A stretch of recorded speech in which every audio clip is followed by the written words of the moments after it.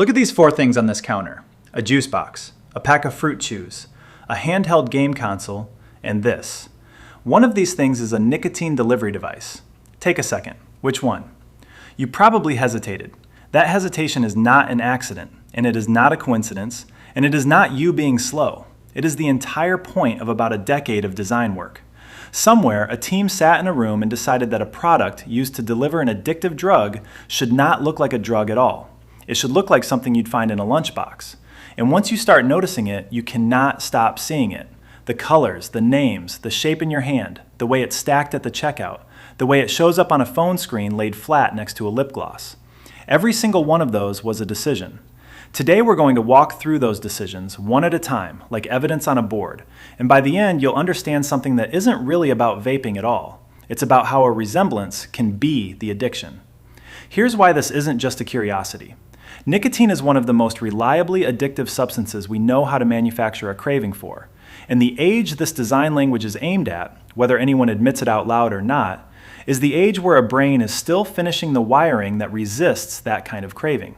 If a product is dressed like candy, named like dessert, shaped like a toy, and photographed like a skincare drop, the actual pharmacology underneath doesn't change.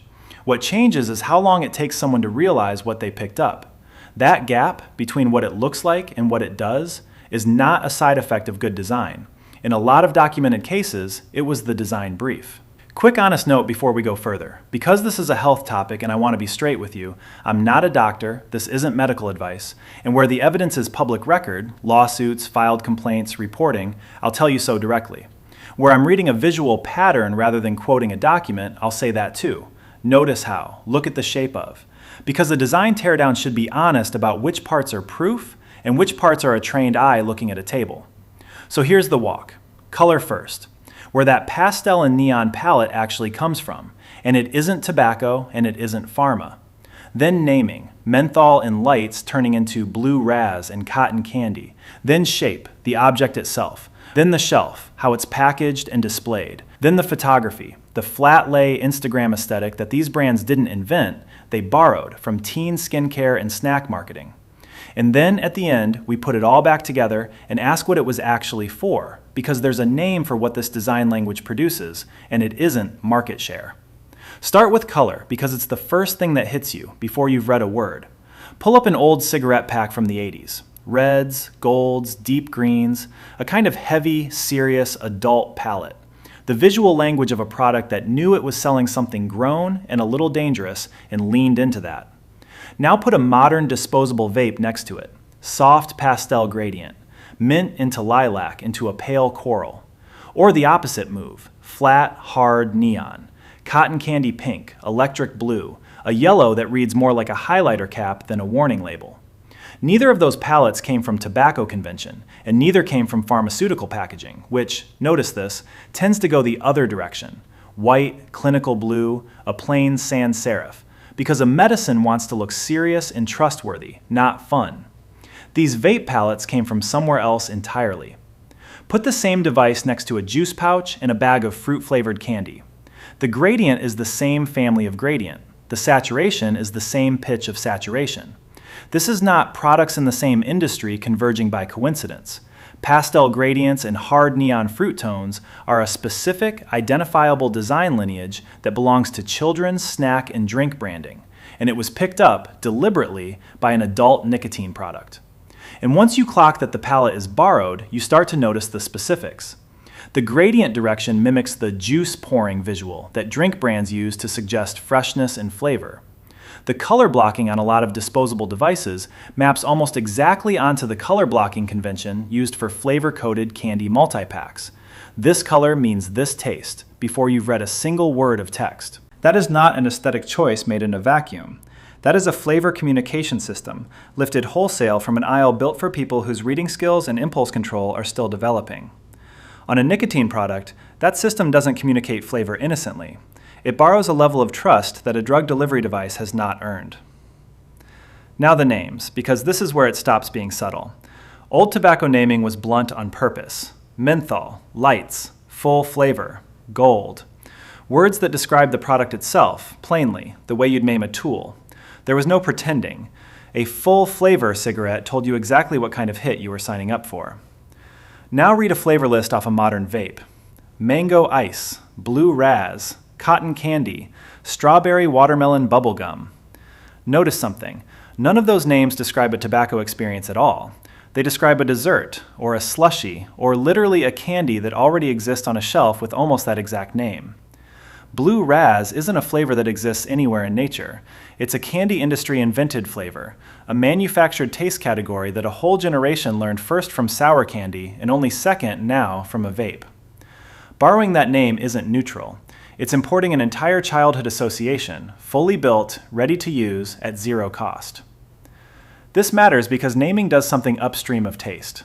Before a flavor ever touches a tongue, the name has already told the brain what shelf this belongs on. Menthol tells an adult brain, this is a cigarette, an adult product, weigh it as one. Cotton candy tells any brain, but especially a younger one, this belongs in the same category as a fairground, a party bag, a reward. Regulators and plaintiffs' lawyers in multiple documented cases have pointed at exactly this. Flavor naming lawsuits and FDA correspondence have specifically flagged dessert and candy-coated flavor names as a marketing choice that functions as youth appeal, separate from and in addition to whatever the flavor chemical itself does. The name is doing work before the vapor does. Now put the naming and the color aside and just look at the object in your hand. The first mass-market pod device was shaped almost exactly like a USB flash drive. Rectangular, matte, a single LED, no visible mouthpiece flare, nothing that read at a glance as smoking device. You could leave it on a desk next to an actual USB stick, and a teacher walking past would see nothing. That resemblance was reported at the time as deliberate, a device engineered to be discreet enough to use indoors, in a classroom, in a pocket, without the telltale shape that a cigarette or even an older e-cigarette carried. Public reporting and unsealed internal marketing materials from lawsuits against the company behind that early device described founders and design leads with backgrounds in consumer tech and industrial design, not tobacco, explicitly discussing the product as something that should feel like an Apple product. Clean, minimal, desirable, sleek. Notice how deliberate that positioning is. Not a safer cigarette, but a well-designed piece of tech you'd want to be seen holding. Then look at what came after, once regulations started closing in on that first shape. The wave of disposable devices. Rounded barrels, bright caps. A shape that, notice this, tracks almost exactly onto a highlighter or a fidget device, or the general silhouette of a handheld game console cut down to pocket size. That's not required by the engineering. A vape doesn't need to be shaped like a toy to vaporize liquid. The shape is a choice sitting on top of the function, and the choice, repeatedly, lands on toy rather than tool, on gadget rather than drug. Where a company's design team or agency is documented, through interviews, patent filings, or litigation discovery, the pattern holds. People hired for expertise in desirable consumer objects, not in delivering a controlled substance responsibly. Now step back from the object and look at how it's sold. A lot of disposable vapes ship in a blister pack, a clear plastic bubble heat-sealed to a printed card, the exact packaging format used for gum, mints, and impulse candy at a checkout line. That format isn't neutral either.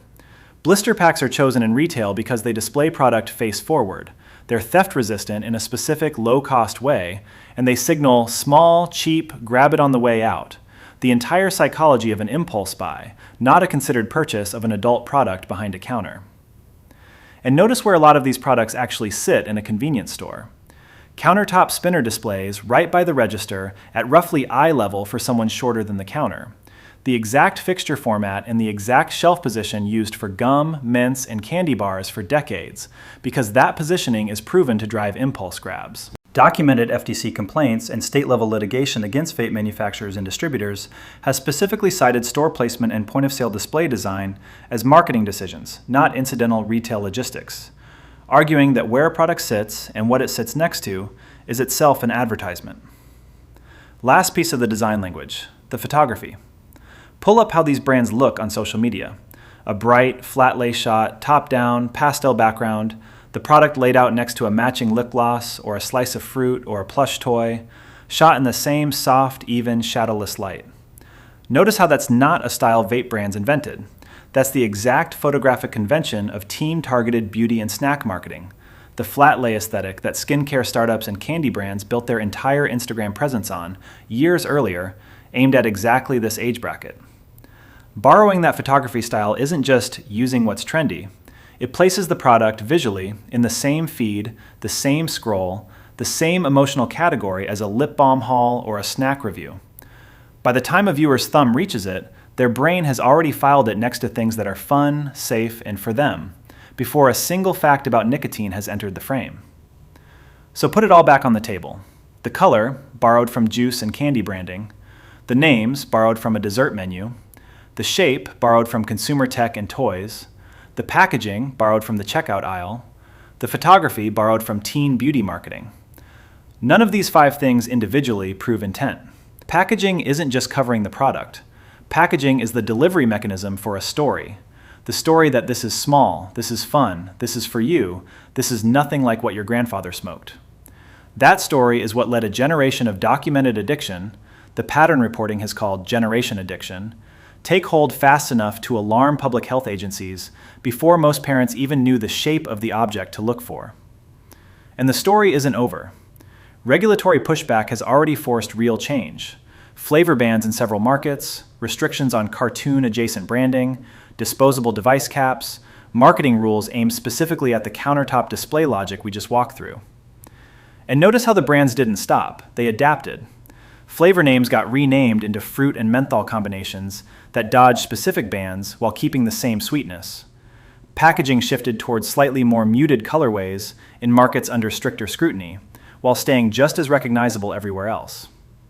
This is the actual shape of the fight now. Not a single ban that ends it, but a slow, ongoing redesign chess match, where the burden keeps falling on regulators to notice the next borrowed aesthetic before it's already on a million counters. Which means the most useful thing any of us can do is exactly what we just did for 15 minutes. Actually look at the object and ask, out loud, who this was designed to look harmless to.